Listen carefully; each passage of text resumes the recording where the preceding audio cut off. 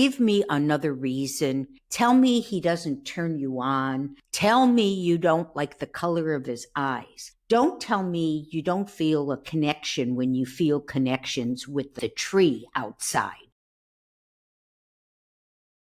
Hello, everyone, and welcome to Silver and Sensational. It is the I, Lois, as in Lois Mills, welcoming you to today's episode and thanking you for tuning in. So, we are still on the Golden Bachelorette, and it was episode 5 last night that opened up with our friend Pascal in his jockey shorts, steaming a shirt. I didn't even know that he even knew what a steamer was based on having paid other guys to take care of his laundry. But it was very cute. And he's got nice legs, by the way. So far, I can say he's got good abs and good-looking legs. That's my assessment of Pascal. But I'm going to have a good time today, and I hope you are too, because the press has been tearing this show apart just about as much as I have. So join in, do comment. I'd love to, you guys are doing it now and I'm loving it. And because I don't want to miss anything, I've taken some notes. So every now and again, you'll see me glance down at my notes. So here we go. Lord. After we see Pascal, we go to Joan, who's sitting and taking advice from a former bachelorette. Oh my goodness. And I just find this to be, you know what this is? I find it insulting. And this is a woman in her 60s who's been married 32 years. Whatever advice the bachelorette was giving, it didn't sound like any profound advice that I would be taking. I get in my head a lot, like that. And I'm assuming that a mature woman like Joan, it's for show. Okay, this is a show that's supposed to be fantasy, but they're not doing such a good job in terms of fantasy. The first one-on-one is with Keith. It's a lowrider. And we learn this week Joan is not going to give a rose to her one-on-one dates, which takes a lot of pressure off her, which is really understandable. How in the world do you spend a number of hours with a date and then not give him a rose? I mean, and then you still need to have to face him. So, I think it's a smart thing at this point. So anyway, these two meet at a helicopter and they fly over the swimming pool with all the guys waving to them.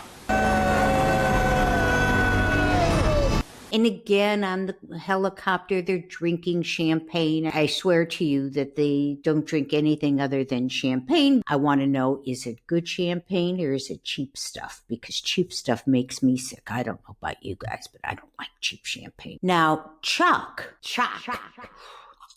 I should have been on that helicopter. CHOCK is acting all possessive. He's acting like they're a couple and he's sending her off. The more I see of this man, the more I dislike him. Absolutely not. But they get off. They land at a vineyard. And the couple that owns the vineyard, are very charming and they're doing some wine tasting. And they ask the couple, the vineyard people, how long they've been married. And they say 32 years. This opens the door for Joan for another sob session of she had been married for 32 years and she still heartsick about having been widowed. He told me that before he died. Again, please, for all of you out there, don't bother to write me that I'm not being compassionate. I just feel that so much of this is just way too maudlin, too repetitive of pulling on heartstrings. It's too much already. However, Keith is pretty upset that he didn't do that well on their last date together. I don't know, a day would be, those are the things I really maybe have thought of but haven't thought of.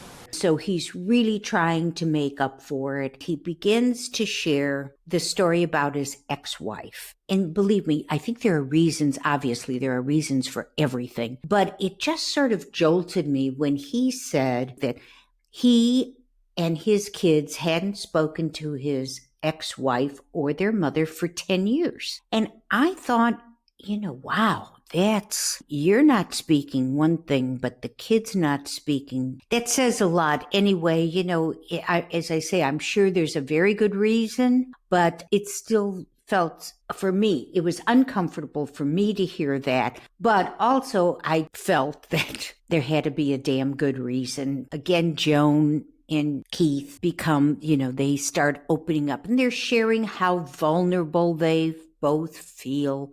They don't want to be hurt. Well, you know what? Yeah. Who goes into a relationship saying, oh, I want to be hurt?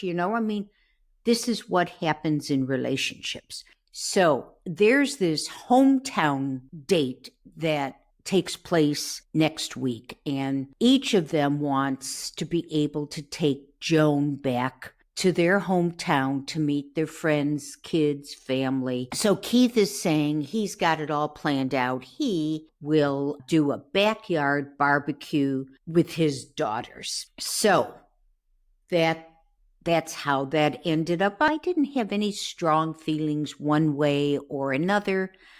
But then we get to the next part, which is group date. And what are they doing this time? This time it's bowling. Joan, superstar. Joan can do it all. She can get on a horse. She could drive a Porsche. She can ice skate. And now they enter when she gets a strike. That's it. There we go. And now the guys are intimidated. Again, CHOCK. CHOCK is like a dog, pissing on his territory. This to me is CHOCK. He's sitting at the end of the bench. He's got his arm around her and she's got her feet up and she's sort of, hunched into him. Yeah. Which side of the? And frankly, the guys start to feel like they're a couple. And they even mentioned this. Guy said, hey, bro, what's happening here? CHOCK. Give me some time, son. So as soon, in true competitive style, as soon as CHOCK gets up to bowl, Guy moves in.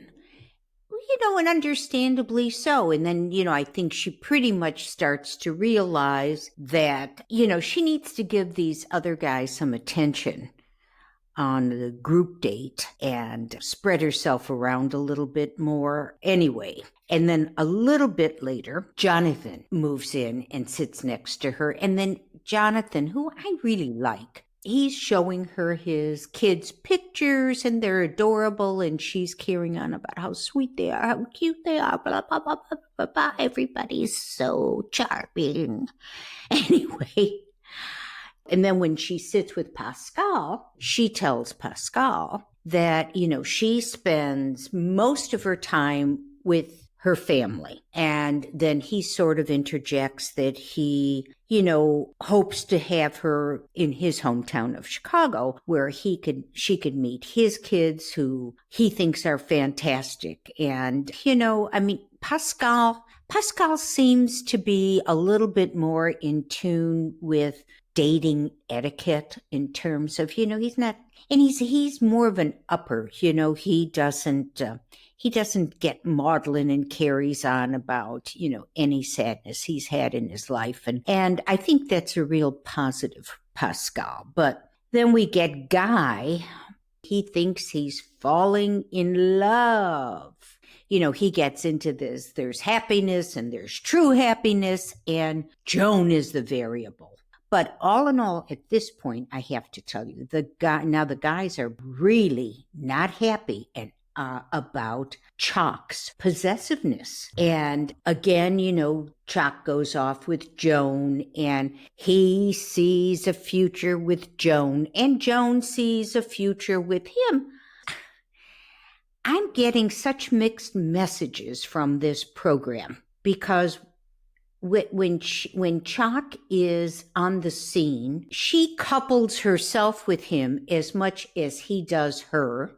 And, they're kissy bear and huggy face. And then she'll go to somebody else and so I see a future with him too. But you're not acting the same with these other fellows as you are. I'm talking to her now, obviously. Let me rephrase that. She doesn't talk to the other fellows the way she talks to CHOCK. So it's not ringing true to me. On the other hand, I'd like to think that the producers are setting us up for her to choose someone other than CHOCK. And so we say, oh my God, because if she ends up choosing CHOCK after being so obvious this whole time, I'm really going to be disappointed in their lack of creativity and imagination. On the other hand, if she is seeing a future with all these other guys, well, then maybe she might think, hey, maybe I just like this dating thing. Maybe this scene is requiring too much of a commitment for me. And, I'd like to maybe play the field for a while. I mean, she should be thinking about that, especially after 32 years of being with the same person. I only say this because, she does seem to be speaking out of both sides of her mouth, as they say. Next, Mark, who has not had a one-on-one yet, and he was really worried that he wasn't going to get an opportunity to be with her. And as it turns out, he's sitting with Pascal, and he's saying that, he feels that there's a connection with Joan, but he's at this point doubting what he's doing there. And, he was widowed 6 years ago, and he starts telling Pascal the story of his wife who had a connection with hummingbirds. While he's telling this to Pascal, well, what do you all think? What do you think? Do I need to tell you?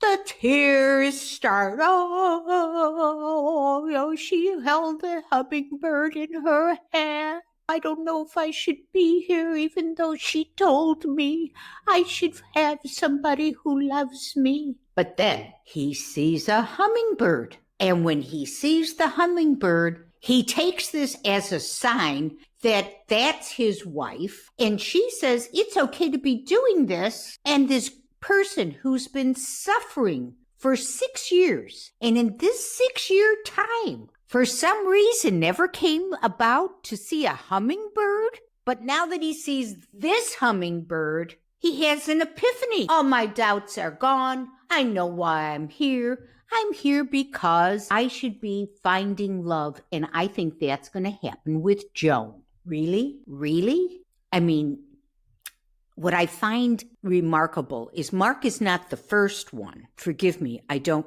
quite recall who the other person was in a previous.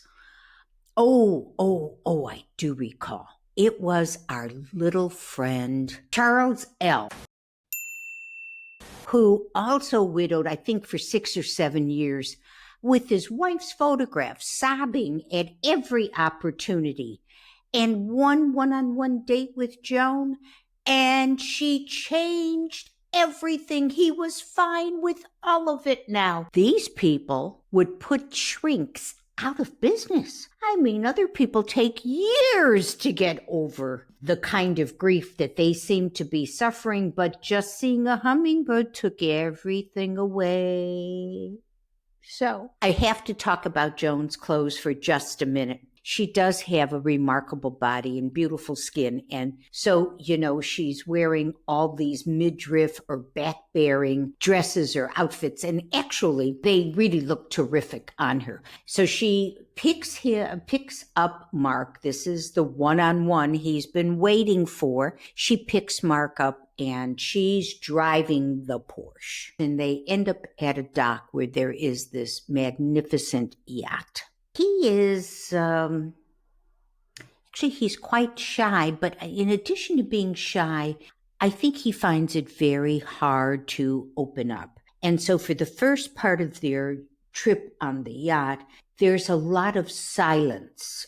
not uncomfortable silence, but I could almost feel that he didn't know what to say. She didn't know where to go with it. And he just wasn't opening up in the beginning. And then a note arrives from the major host of the show, Jesse Palmer, that they're going to go on a scavenger hunt. Now we start with the stupidity at its finest. So they play this icebreaker game, Never Have I Ever, and they come up with some stupid answers, and maybe that worked. Or again, this is television. He begins to loosen up. Of course he does. Magic happens in this program. Magic. Very good. All right. How many people have you dated in your life, or even lived with, married to, that have a very difficult time sharing their emotions? It takes years, but these people find a little scavenger hunt, a getting to know you game, let's break the ice, and miraculously they are cured. So what does he start to tell her? The hummingbird story. The hummingbird story. Really? And then they begin to share the grief of losing their spouses. And, I just go back to what I've said to you in previous episodes. You're here to find out if you've got anything happening with another person, and yet every single time we have to go over and over and over again, the spouse's death. But you know what? For the first time, she shares with the audience that she doesn't feel a connection. Now, Joan, come on. You feel connections with almost every, you felt a connection with the first 24. Now you don't feel a connection with this guy? We're getting set up, and sure enough, the next day, she and Mark have a one-on-one. Basically, well, I see it as, breaking up. It's nothing's wrong with you. It's me. But I didn't see me. This is what she comes up with, that she wants someone who's in the same place as she is. I think the reason she doesn't think he's in the same place is because he hasn't been as open about sharing his grief as the other people. But again, all of this that's happening while she's sending him home, it just feels so disingenuous to me. It just, give me another reason. Tell me he doesn't turn you on. Tell me you don't like the color of his eyes. Don't tell me you don't feel a connection when you feel connections with the tree outside. But at any rate, we move on. He goes back into the group of guys and says, Joan is sending him home. And now the hugs and the tears, even Pascal. Pascal is crying because Mark's being sent home. And Guy is crying. It's really, I will say this, when I see a man cry, I get choked up because I know that men from an early age are taught not to cry. And so when they do, it really has a profound effect upon me. But I'm watching this program and I'm saying, oh, give me a break. Or I just start laughing because it's too much crying, way too much crying. So now it's rose time, and everyone who is getting a rose is getting a hometown visit. There are 6 guys left, and only 4 are going to get a rose. So who's going home, you ask? Jonathan, bye-bye, and Keith. Sorry, pal. Color you gone. And who's left but our Pascal, Guy, Jordan, and of course, CHOCK, full of nuts. What can I say? CHOCK, of course, is included. So there we have it. Next week, hometown visits, still at 90 minutes for the entire program. I will tell you that I hope you tape it and fast forward through the commercials because there are so many commercials that come, it seems like every 4 minutes. I'm actually looking forward to next week's episode because, we're down to 4 people. So I'm rooting for Pascal, but I don't think Pascal's going to be the one. And I think that if they're really going to try to pull a October surprise, I have to say, maybe Guy, but I am interested in you all telling me who you think is going to be the fellow that she chooses. So, at any rate, that is my take. Please let me know what you think. In the meantime, I want to thank all of you for tuning in. I hope you enjoyed this episode with me. And if you haven't already, please subscribe. Doesn't cost anything. No one bothers you. And hit the like button, share us with your friends and family, and do press the notification bell so you know when my next episode drops. So everyone, thank you for being supportive of me, and I hope you stay well in this coming week, and I say goodbye.